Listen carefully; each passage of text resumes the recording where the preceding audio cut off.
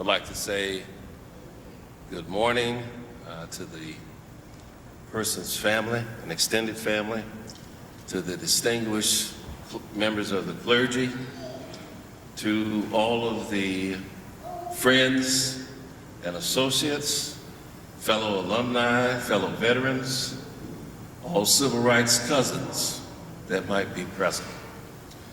It is an honor to be here today as I'm joined by my civil rights cousin, Councilwoman Andrea Boone, as we are here today to perform a duty of the City Council to present the highest award that the city can give in honor of a person, an individual, a place, or an occasion. Charles Person is certainly more than deserving of such an honor. Charles Person knew us both while we were still twinkles in our parents' eye. Close friends of our parents, friends of this old Fourth Ward community that he sprang from, David T. Howard Graham, and eventually evolving into perfection as a Morehouse Tiger. He was more than an uncommon man, filled with uncommon courage, sacrificing himself not only for his country overseas, but first here in the deep cauldron of the racist South. Uncommon courage marks Charles Person's life and his personality. And through it all, a man possessed of a heart of gold and ever-ending kindness. Someone who went to war for his country with a heart for nonviolence. Someone who always believed in the Kingian dream of Kingian nonviolence to solve society's problems. He was not only a courageous freedom fighter, but a disciple of Dr. King's dream.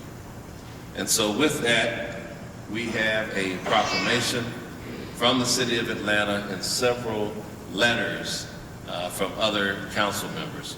And I will read the proclamation in pertinent part, celebrating the life and legacy of Charles Persons, youngest of the original freedom riders.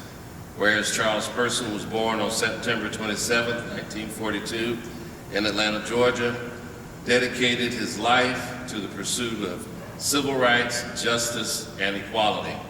Whereas as a freshman at Morehouse College, Charles became actively involved in the civil rights movement, joining the Atlanta Committee on the Appeal for Human Rights and participating in the Congress of Racial Equality Freedom Rides. And whereas in May of 1961, at the age of 18, Charles Persons became the youngest member of the original 13 Freedom Riders, courageously challenging segregation in the interstate bus travel across the American South. Whereas during the Freedom Rides, Charles faced violent opposition, including brutal attacks from the Ku Klux Klan, yet remained steadfast in his commitment to nonviolent protest and the fight for desegregation and freedoms for all. Whereas following his activism in the civil rights movement, Charles Persons honorably served in the United States Marine Corps for 20 years, retiring as a first lieutenant, and continued to contribute to his community through various educational and advocacy initiatives.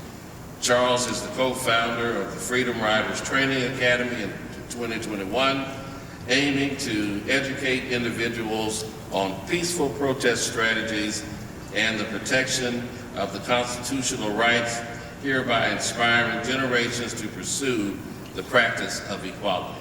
Whereas the City of Atlanta recognizes the significant contributions that Charles made to the civil rights movement and to his country, and his lifelong commitment to justice, which has profoundly impacted the community and the nation.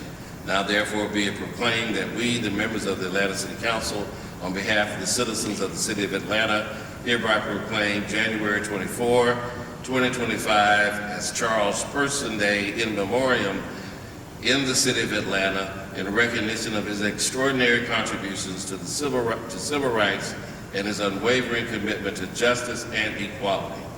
We encourage all Atlantans to educate themselves about his history, the civil rights movement, and to continue to pursue justice and equality in his memory. Councilwoman. Thank you, family, for loaning Charles Person to us.